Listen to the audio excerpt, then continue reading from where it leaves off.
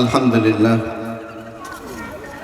ঐতিহ্যবাহী দারুল উলুম ইসলামিয়া মাদ্রাসা ও যুব তাফসীর কমিটির উদ্যোগে আনন্দবাজারের উত্তর পাশে বাহাদুরপুর ব্রিজ সংলগ্ন 2 দিনব্যাপী চতুর্থ বার্ষিক তাফসীরুল কোরআন মাহফিল আজ প্রথম দিনের প্রথম অধিবেশনে সভাপতিত্ব করবেন জনাব আমির হোসেন জমাদার, এবং আজকে আলোচনা পেশ করবেন আমার বন্ধু হযরত মাওলানা নূরে আলম ফয়েজি সাহেব। আমরা আপনাদের সুস্থতা কামনা করে আজকের প্রথম দিনের প্রথম অধিবেশনে আপনি আমি আমরা এই জান্নাতের বাগানে আসতে পেরেছি, উপস্থিত হতে পেরেছি। এই জন্য আমরা মন প্রাণ উজাড় করে মনের গভীর থেকে উঁচু আওয়াজে আমরা সকলেই একবার শুকরিয়া আদায় করি। সকলে বলি আলহামদুলিল্লাহ।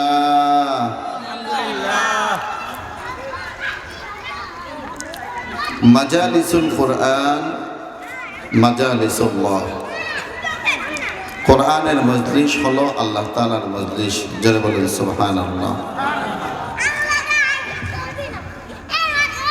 কোরআনুল কারীমের এই মজলিসে আপনি আমি আসতে পেরেছি, এটা মালিকের বিরাট অনুগ্রহ। যারা বলেন ঠিক কিনা? কোরআনুল কারীমের এই মজলিস, এত সুন্দর জান্নাতের বাগান এখানে সাজানো হলো, অথচ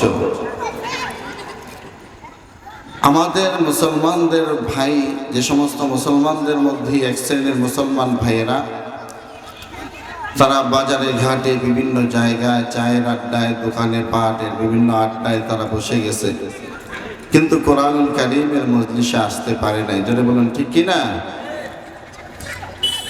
এই যে আপনি আমি এখানে আসতে পেরেছি, এটা আপনি আমি ইচ্ছা করলেই, যদি মালিক না আনতেন তাহলে আপনি আমি আসতে পারতাম না। কি বলেন ঠিক কিনা? বান্দার কোনো ইচ্ছা নাই, বান্দা ইচ্ছা করলেই সবকিছু হয় না, যদি সেটা মালিকের ইচ্ছা সেই বান্দার ইচ্ছার সাথে যুক্ত না হয়। যদি বলেন ঠিক কিনা? আল্লাহর নবী জনাবে মুহাম্মদুর রাসূলুল্লাহ সাল্লাল্লাহু আলাইহি ওয়াসাল্লাম বলেন,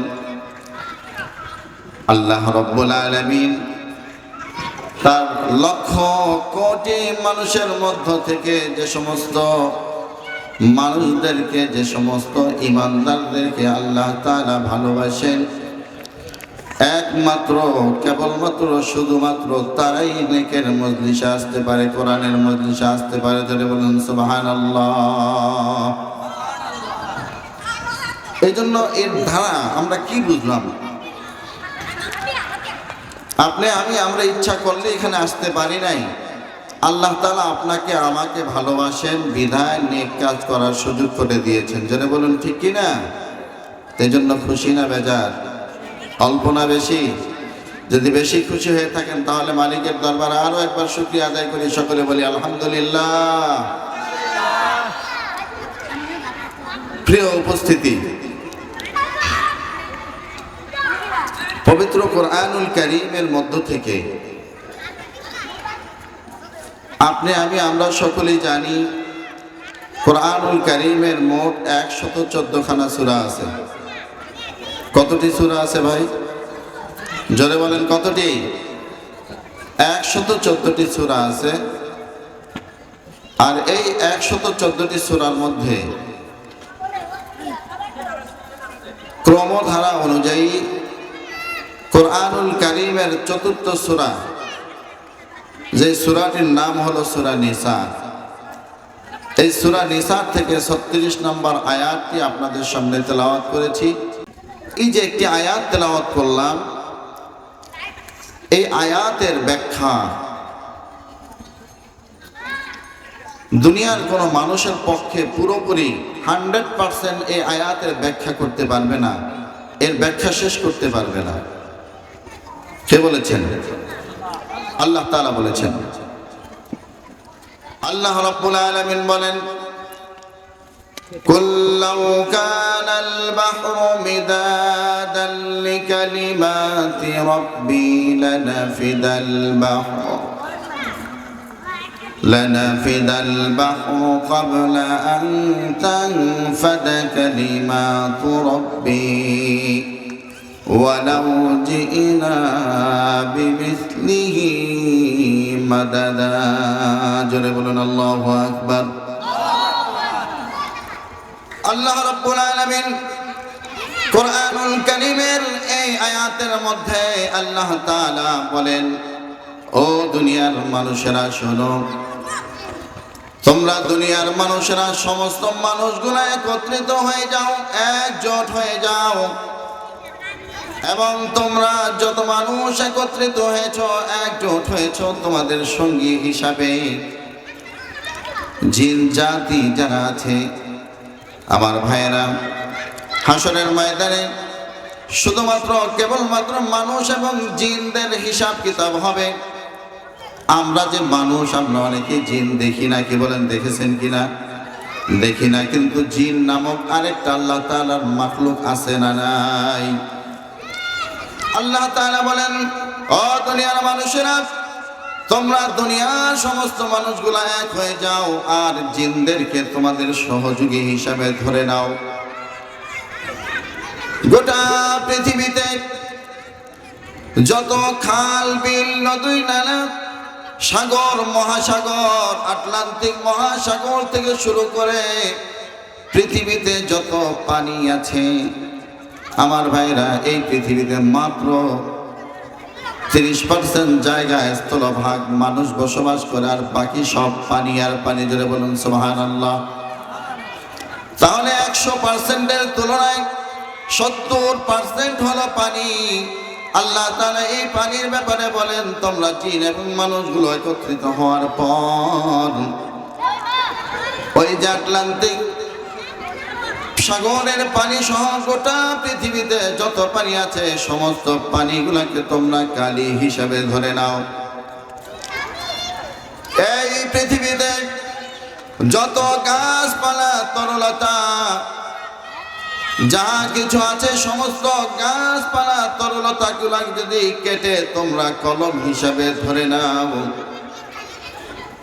তোমরা জিন এবং মানুষ মিলে গাছপালা, তরলতা নিয়ে কলম বানানো, ওই কলমগুলা দিয়ে ওই যে সমুদ্রের পানির দ্বারা কালি বানিয়েছ, সেই কালিগুলো দিয়ে তোমরা জিন এবং মানুষ মিলে আমি রব্বুল আলামিনের কালামের ব্যাখ্যা লেখা শুরু করে দাও।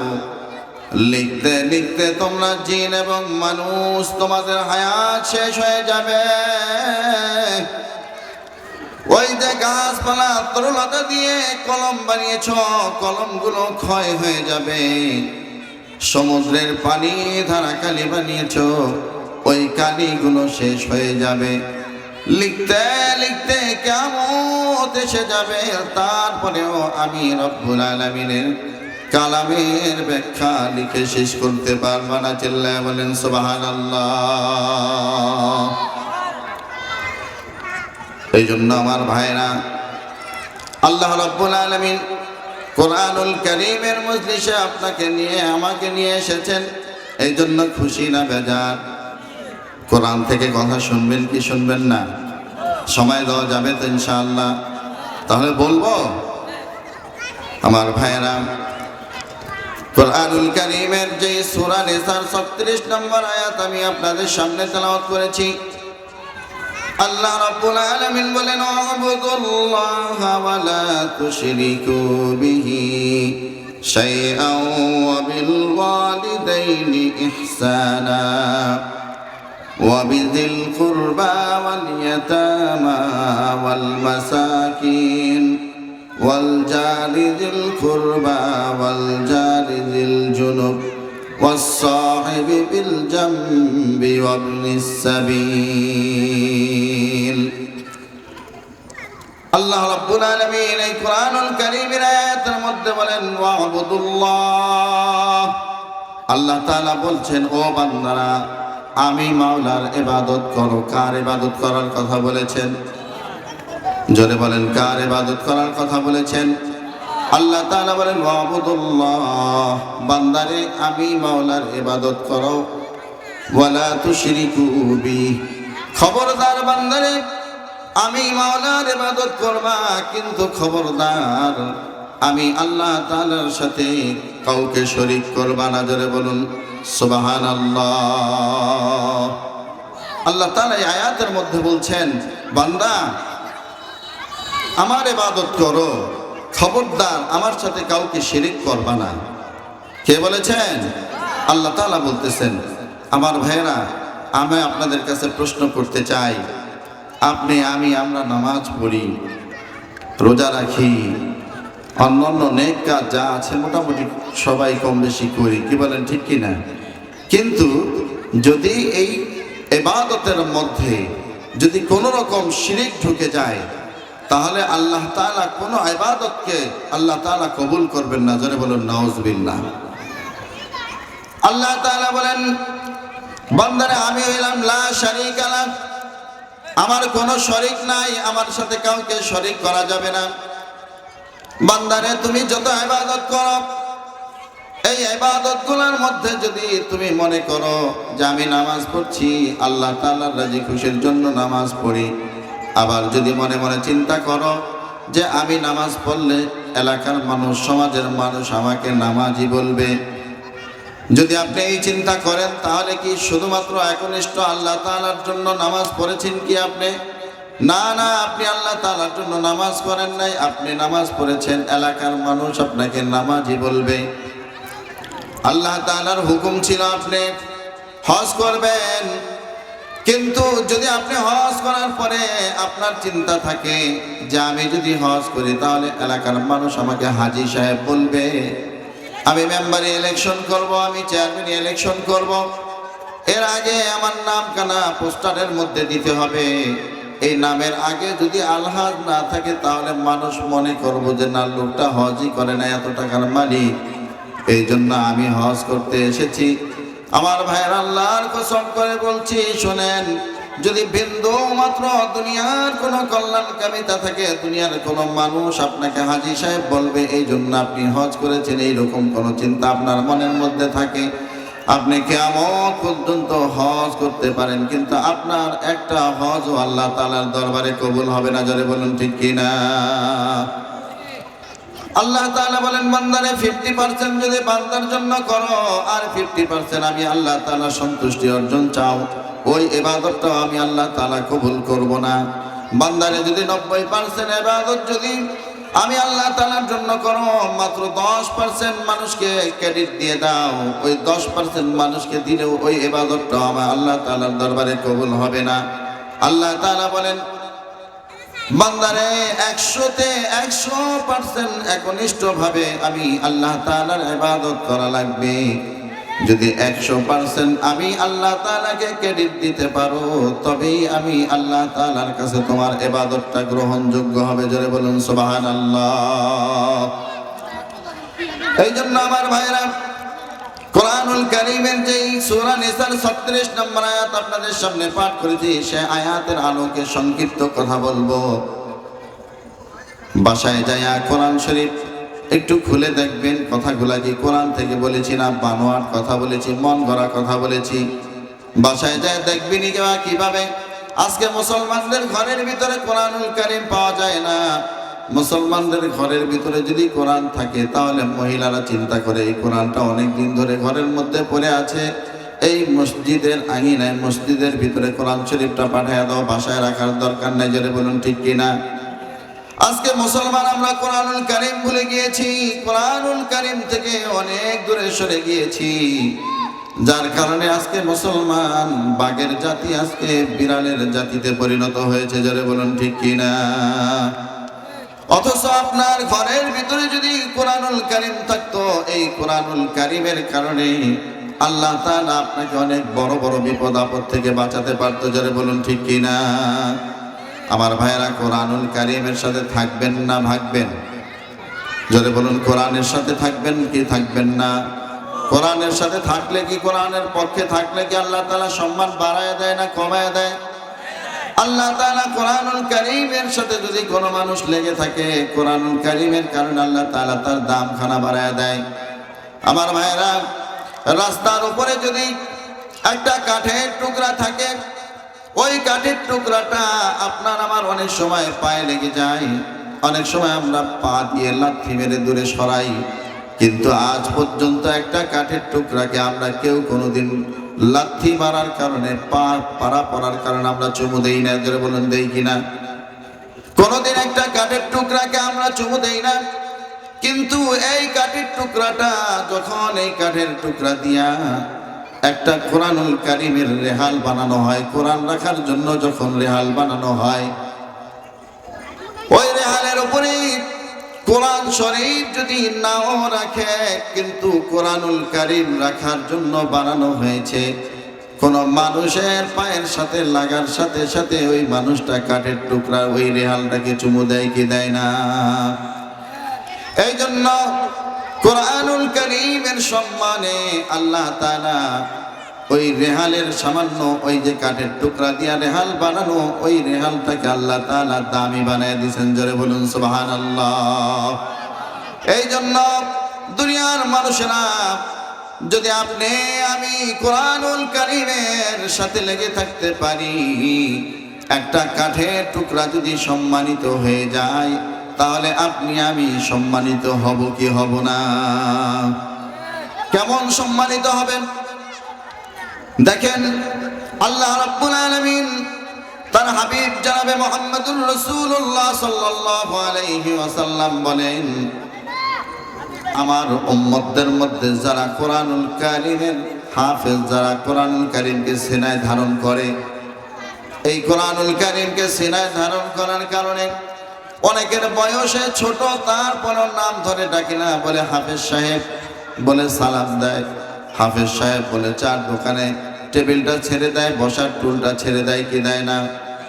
কোরআনুল কারীম হাফেজ সাহেবের সিনার মধ্যে বন্দী থাকার কারণে ওই হাফেজে কোরআন অনেক সময় বাবা ও তার সন্তানের নামটা মুখে নিতে লজ্জা পায়। জোরে বলুন ঠিক কিনা? এই কোরআনুল কারীম হাফেজ সাহেবের সিনার মধ্যে থাকার কারণে আল্লাহ রাব্বুল আলামিন হাফেজ সাহেবের দাম বাড়ায় দেয়। জোরে বলুন সুবহানাল্লাহ।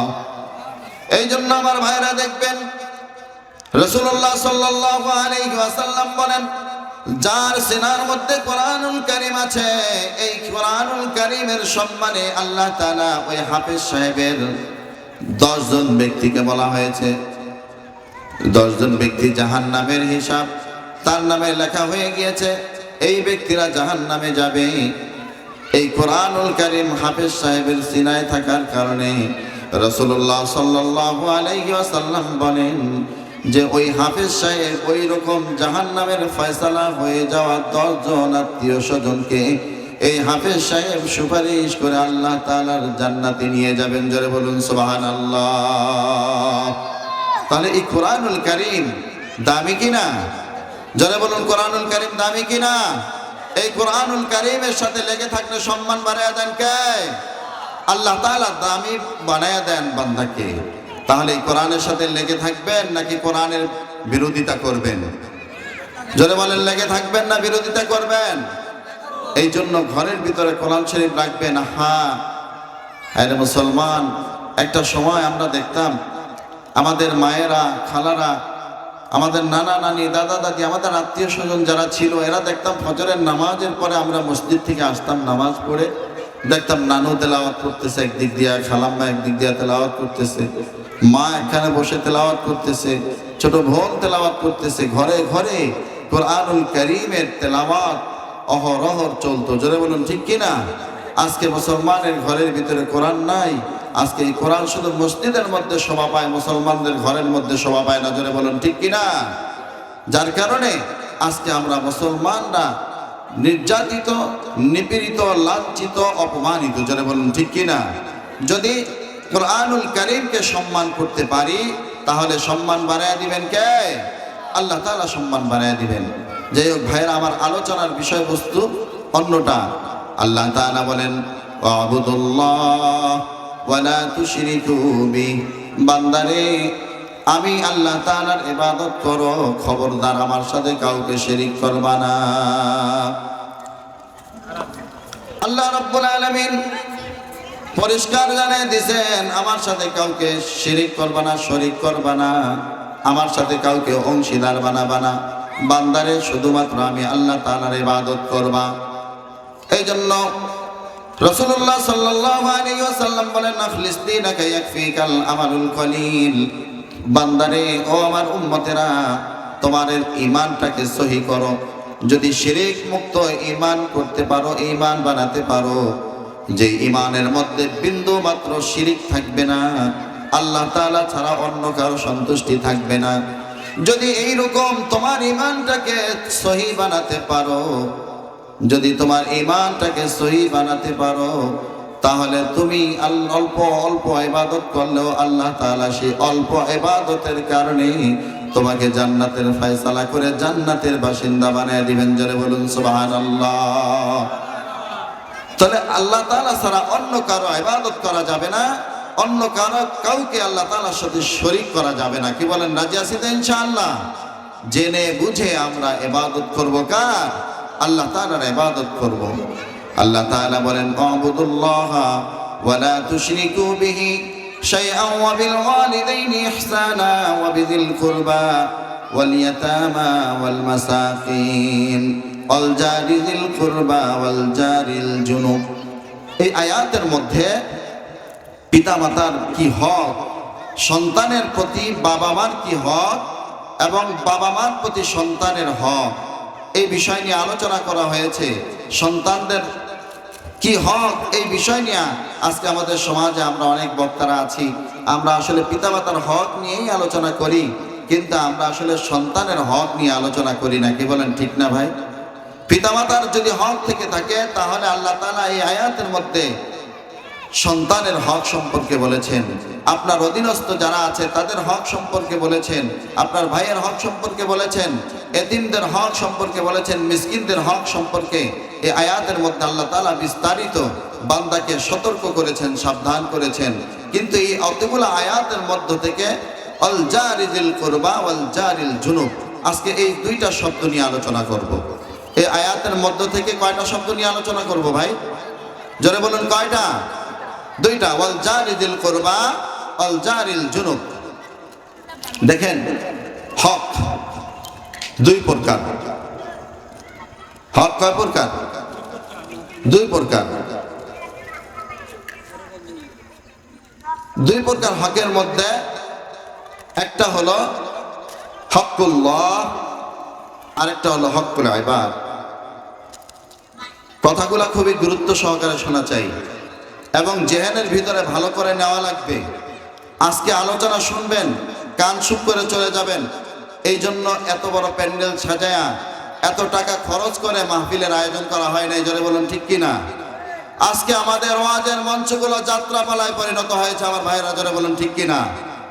লক্ষ লক্ষ টাকা খরচ করে মাহফিল কমিটি, ইন্তেজামিয়া কমিটি এই মাহফিলগুলো করে থাকে, আর কিছু বক্তারা এসে নাচানি কোদানি দেখায়া, হুমকি ধামকি দিয়া কোরআনুল কারীমের যে আয়াত পড়া হয় সেই আয়াতের উপরে আলোচনার ধারেও যায় না। আয়েশা করে কি, এই যে অমুকের বদনাম তমুকের বদনাম, এই সমস্ত বদনামগুলা করে লাস্ট পর্যন্ত 50,000 টাকা না দিলে বক্তা সাহেব টাকা পকেটের থেকে বেলামেরা রাইখা যায়। এরকম না অবস্থা? অথচ কোরআনুল কারীমের এই মাহফিলের আয়োজন করার উদ্দেশ্য হলো মানুষকে হেদায়েতি কিছু কথা শোনানো। জোরে বলুন, ঠিক কিনা? মানুষ যেন কোরআনুল কারীম থেকে কিছু শিখতে পারে, জানতে পারে। এই কোরআনুল কারীম শুনে সেখান থেকে সবক নিয়ে মানুষ দিলে ধারণ করবে এবং সেই অনুযায়ী মানুষ আমল করবে। এই জন্যই এই ওয়াজের প্যান্ডেলগুলো, ওয়াজের মাহফিলগুলোর আয়োজন করা হয়। জোরে বলুন, ঠিক কিনা? এই জন্য পরিষ্কারভাবে বলে দিচ্ছে মুসলমান, ওই সমস্ত বক্তাদেরকে দিয়া দাওয়াত দিয়েন না যে সমস্ত বক্তারা শুধু কিচ্ছা কাহিনী, শুধুমাত্র লাফালাফি ফালাফালি, অমুকের বদনাম তমুকের বদনাম। আরে ভাই, প্রেক্ষাপট অনুযায়ী তো কথা বলা যায়, 10 মিনিটের বেশি লাগে না। বর্তমানে যে প্রেক্ষাপট নিয়ে আপনি কথা বলবেন, ভূমিকায় 10 মিনিটের বেশি কথা বলা লাগে না। বাকি 10 মিনিটের পরে তো আপনি কোরআনুল কারীমের বিস্তারিত আলোচনায় চলে যাওয়া যায়, মানুষকে কিছু দেওয়া যায়। কি বলেন, যায় না? যায়। কিন্তু সেটা না করে কি করা হয়? শুধুমাত্র অপরের বদনাম, শুধু পরচর্চা, পুরুষ শুধু পরচর্চা, শুধু পরচর্চা। এছাড়া বক্তাদের এখন কেমন জানি খেয়াল হয়, এখন আর কাম নাই। এখন শুধু মানুষের বদনাম করার জন্য বক্তাদেরকে স্টেজে দাওয়াত দেওয়া হয়। এইরকম অবস্থা তৈরি হয়েছে আমাদের সমাজের মধ্যে, কি বলেন ঠিক কি না? তাহলে যেই কথা বলতেছিলাম, মুসলমান কোরআনুল কারীমের যে আয়াত তেলাওয়াত করেছি, সেই আয়াতের আলোকে সংক্ষিপ্ত কথা বলবো। এই কথাগুলো শুধু শুনবেন, কান চুপ করে যাবেন আর বলবেন যে না হুজুর কথাগুলো খুব ভালো বলেছে, এই জন্য কথা বলার জন্য আসি নাই।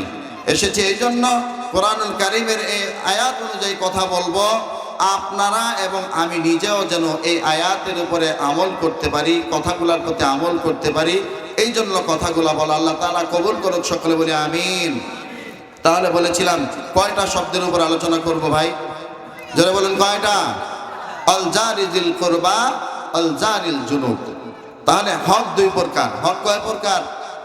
কথা না বললে কিন্তু কথা বলা যাবে না। যারা বলেন হক কয় প্রকার? দুই প্রকার। এক নম্বরে হকুল্লাহ, দুই নম্বরে হলো হকুল ইবাদ। একটা হলো আল্লাহ তাআলার হক, আরেকটা হলো বান্দার হক। আল্লাহ রাব্বুল আলামিন পরিষ্কার বলে দিয়েছেন, ও দুনিয়ার মানুষেরা, তোমার উপরে নামাজ ফরজ করেছি, তুমি নামাজ আদায় করবা। এটা আমি আল্লাহ তাআলার তোমার উপরে হুকুম, আর আমি আল্লাহ তাআলার হক তোমার উপরে। বান্দারে, তোমার উপরে রোজা ফরজ করেছি 12টি মাসের মধ্যে একটা মাস তোমার জন্য রোজা ফরজ করে দিয়েছি। ওই একটা মাস রোজা রাখবা, এটা আমি আল্লাহ তাআলা তোমার জন্য হুকুম, তোমার উপরে আমার হক। বান্দারে, তোমার যদি সামর্থ্য থাকে, টাকা পয়সার মালিক হও, তুমি হজ করবা, এটা আমি আল্লাহ তাআলার হুকুম তোমার উপরে, এবং আমি আল্লাহ তাআলার হক তোমার উপরে। বান্দারে, যাকাত যদি ফরজ হয় তোমার উপরে, তাহলে তুমি যাকাত দিবা, এটা আমি আল্লাহ তাআলার হক, আমি আল্লাহ তাআলার হুকুম। খবরদার বান্দারে, এই যে আমার যত ইবাদত আছে এগুলা আমার হক। ও বান্দা, খবরদার খবরদার, আমি আল্লাহ তাআলার হক যদি দুনিয়ার কোনো মানুষ যদি পালন করতে নাও পারে, কিন্তু অস্বীকার করে নাই, যদি কোনো ব্যক্তি নামাজ না পড়ে, তাহলে সে ব্যক্তি যদি বলে নামাজ পড়ে কি লাভ, হাদিসের ভিতরে এসেছেন সাথে সাথে ওই লোকটা বেঈমান হয়ে যাবে। হজ ফরজ হয়েছে কিন্তু হজ করতে পারলো না, যদি মনে যে আমি হজ ফরজ হয়েছে হজ করতে পারি না, এটা আমার ব্যর্থতা। কিন্তু যদি মানুষটা বলে হজ করে কি লাভ হবে, হজ করে তো কোনো ফায়দা নাই, আমার টাকা খরচ হবে, নাউজুবিল্লাহ, সাথে সাথে তার ঈমান চলে যাবে। জোরে বলুন নাউজুবিল্লাহ। আপনি রোজা রাখতে পারেন নাই, আপনি রোজাকে অস্বীকার করলে আপনার ঈমান চলে যাবে। কিন্তু যদি আপনি দুর্বলতা স্বীকার করেন, হ্যাঁ আমি মুসলমান, আমার উপরে রোজা ফরজ ছিল, আমি রোজা রাখতে পারি না, এটা আমার ব্যর্থতা, আপনার ঈমান যাবে না। কিন্তু যদি আপনি কোরআনুল কারীমের একটা আয়াতকে অস্বীকার করেন, সাথে সাথে আপনার ঈমান চলে যাবে। আপনি মানতে পারেন না, ভিন্ন কথা। জোরে বলুন ঠিক কিনা? এই জন্য আমার ভাইয়ের, আল্লাহ রাব্বুল আলামিন বলেন, বান্দারে, আমি রব্বুল আলামিনের হক যা আছে, আমি রব্বুল আলামিনের হক যদি কখনো তুমি পালন করতে না পারো, আমি আল্লাহ তাআলা ইচ্ছা করলেই তোমাকে ক্ষমা করে দিতে পারবো, ক্ষমা করে দিব।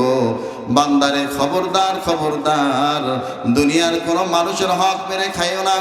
তোমার ভাই বড় দুর্বল, তুমি অনেক বড় নেতা, তোমার পাওয়ার আছে, এই জন্য তুমি তোমার ভাইয়ের হক দাও না।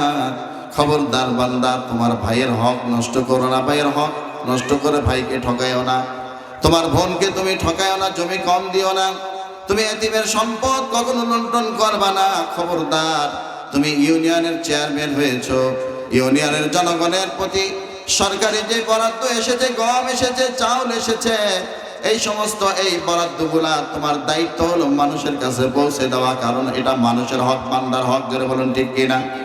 খবরদার বান্দা, এইগুলা মানুষের কাছে পৌঁছায় দিবা। এই যে বান্দার হক নিয়া কখনো সিনেমিনি খেলো না। আমি আল্লাহ তাআলার হক নিয়া যদি তুমি সিনেমিনি খেলো, তাহলে আমি আল্লাহ তাআলা ইচ্ছা করলে তোমাকে ক্ষমা করে দিব। কিন্তু বান্দার হক এক তিল পরিমাণ যদি কোনো মানুষের সম্পদ তুমি লুণ্ঠন করে খেয়ে থাকো, ও বান্দা, খবরদার খবরদার শুনে রাখো, আমি আল্লাহ তাআলা কশিন কালো বান্দার হক আমি আল্লাহ তাআলা মাফ করতে পারবো না। জোরে বলুন নাউজুবিল্লাহ। বান্দার হক নিয়ে কখনো উল্টাপাল্টা করলে, একটা টাকা যদি কেউ আপনার কাছ থেকে পেয়ে থাকে, আজকে আপনার ক্ষমতা আছে, দোকানে বাকি খাইছেন, দোকানের টাকা পরিশোধ করেন না, কিন্তু যদি দোকানের টাকা পরিশোধ না করেন, ওই দোকানদার হাসরের ময়দানে আপনাকে উপস্থিত করবে। জোরে বলুন নাউজুবিল্লাহ।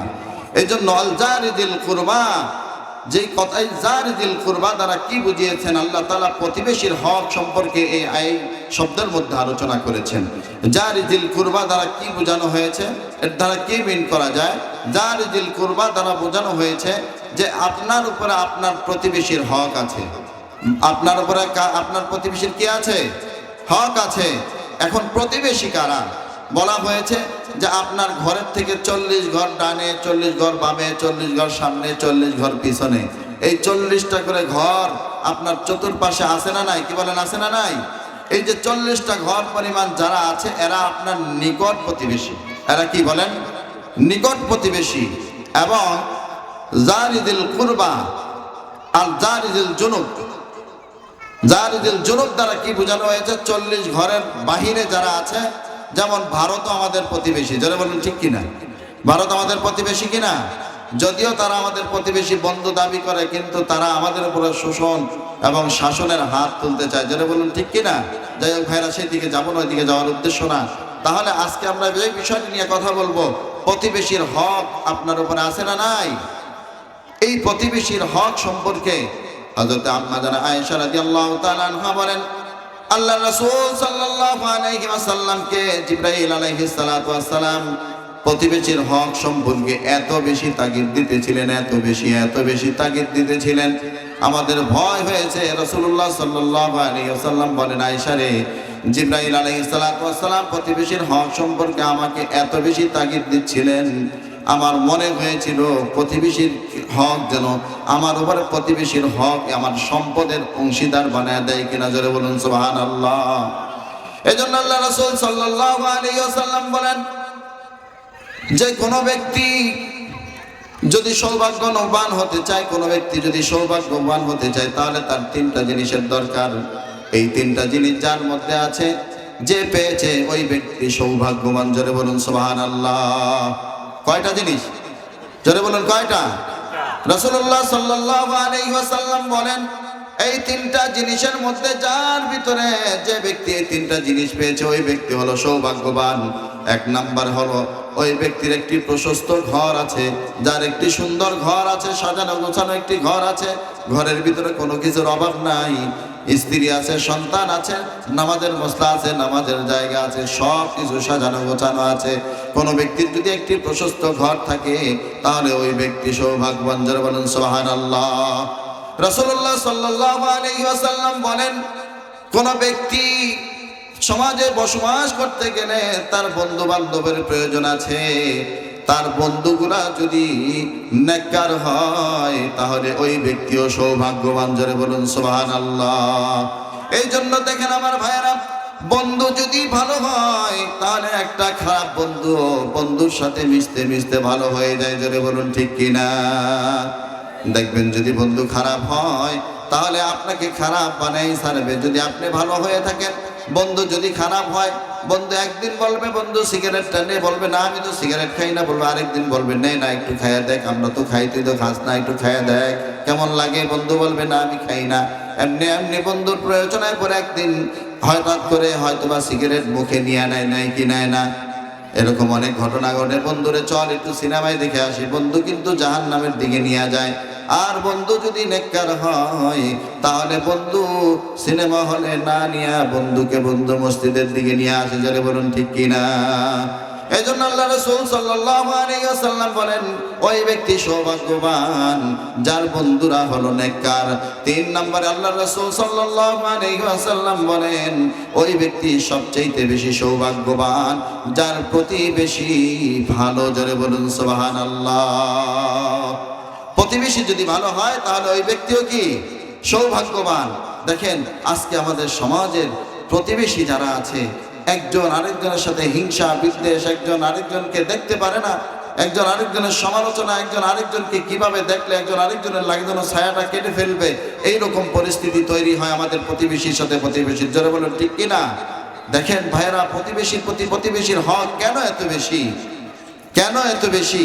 দেখেন আজকে আপনার আত্মীয় স্বজন আছে চট্টগ্রাম, অনেক বড় ডিসি সাহেব, কিন্তু এই ডিসি সাহেব যদি আপনার ঘরে আগুন লাগে, ডিসি সাহেব এসে আগুন নিভাবে না প্রতিবেশী নিভাইবে? ভাই, আপনি যদি সবার আগে বিপদে পড়েন, এই বিপদ মুহূর্তে আপনার পাশে এসে দাঁড়াবে কে?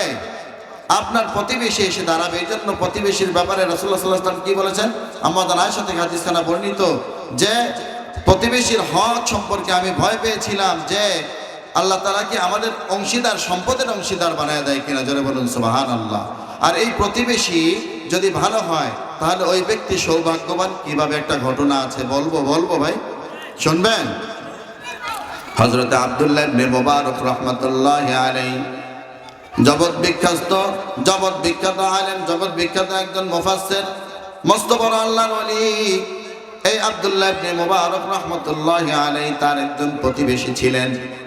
আব্দুল্লাহ ইবনে মুবারক রাহমাতুল্লাহি আলাইহি তার প্রতিবেশী তার বাড়িটা বিক্রি করবেন। তিনি বাজারে এলান করে দিলেন, ও ভাইরা, আমি আগামীকালকে আমার বাড়িটা বিক্রি করতে চাই, আমার বাড়িটা নিলামে উঠাবো। তোমরা যারা আমার বাড়িটা কিনতে চাও তাহলে আমার বাড়িটা তোমরা ক্রয় করতে পারো, আমি বাড়িটা বিক্রি করে ফেলবো। আমার ভাইরা দেখবেন, যখন পরের দিন লোকজন ভিড় জমালো আব্দুল্লাহ ইবনে মুবারক রাহমাতুল্লাহি আলাইহি তার প্রতিবেশীর বাড়ি কেনার জন্য, ওই প্রতিবেশী তিনি ওই বাড়ির এলাকা অনুযায়ী যে দামের চাইতে দ্বিগুণ দাম হাঁকায়া ফেলাইছে। কয় গুণ দাম চাইছে? কি ওই একই দাম চাইছে না দ্বিগুণ চাইছে? দ্বিগুণ দাম চাইছে। অর্থাৎ এই বাড়িটার দাম সর্বসাকুল্য এলাকার জায়গা অনুযায়ী। দেখবেন এই যে আনন্দ বাজারের এই জায়গাটার মূল্য একরকম, আর জনতা বাজারের দিকে আরেকটু যান, ওই জায়গাটার মূল্য কি একই রকম দাম না আরেকটু বেশি? যদি জংশনের দিকে যান তাহলে কম না বেশি? যদি পরাণগঞ্জের দিকে যান বেশি না কম? বেশি। যদি ভোলা সদরের দিকে যান জায়গাটার দাম বেশি না কম? বেশি। তাহলে এই জায়গা অনুযায়ী জায়গার একটা দাম আছে না নাই? তাহলে আব্দুল্লাহ ইবনে মুবারক রাহমাতুল্লাহি আলাইহি ওই প্রতিবেশীর জায়গার দাম চাইছে দ্বিগুণ। কয় গুণ চাইছে? দ্বিগুণ চাইছে। লোকেরা জিজ্ঞেস করে, ভাই তোমার যেই জায়গা, এই জায়গা অনুযায়ী তোমার জায়গার দাম তো এত না, তুমি এত দাম কেন চাচ্ছ? আব্দুল্লাহ ইবনে মুবারক রাহমাতুল্লাহি আলাইহি বলেন, ও ভাই, আমি আমার বাড়িটা এই জন্য দ্বিগুণ দাম চাইতেছি, কারণ হলো আমার একজন প্রতিবেশী আছে, যার নাম হলো আব্দুল্লাহ ইবনে মুবারক রাহমাতুল্লাহি আলাইহি। জোরে বলুন সুবহানাল্লাহ। আব্দুল্লাহ ইবনে মুবারক রাহমাতুল্লাহি আলাইহি আমার একজন প্রতিবেশী, এই জন্য আমি জমির দাম, বাড়ির দাম দ্বিগুণ চেয়েছি।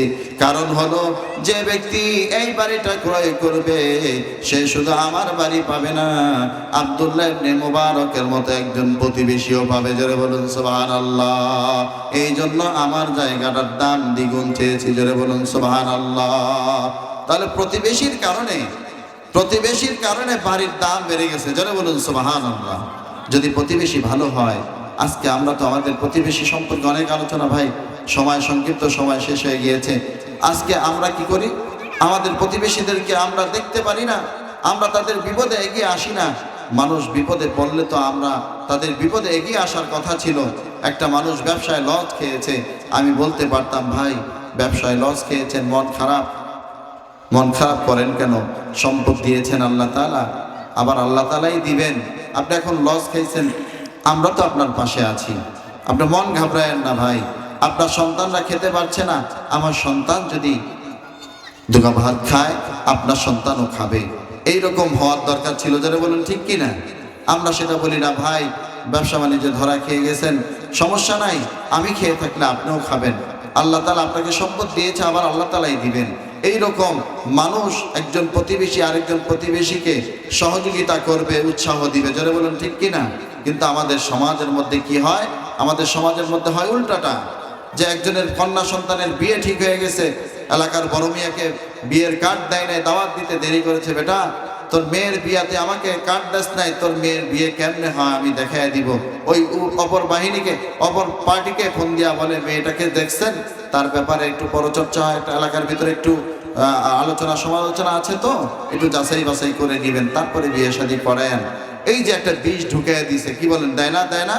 যদি বলুন দেয় কি দেয় না?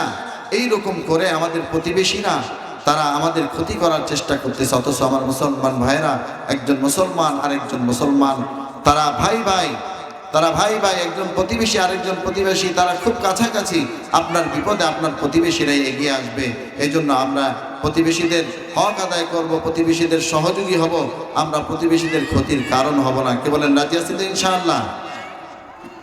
কোরআনুল কারীমের এই আয়াতের আলোকে কথা বললাম, অনেক কথা ছিল, আজানের টাইম হয়ে গিয়েছে। আল্লাহ তাআলা যদি তৌফিক দেন ইনশাআল্লাহ পরবর্তীতে অন্য সময় বিস্তারিত কথা বলবো। আমার তৌফিক ইল্লা বিল্লাহ।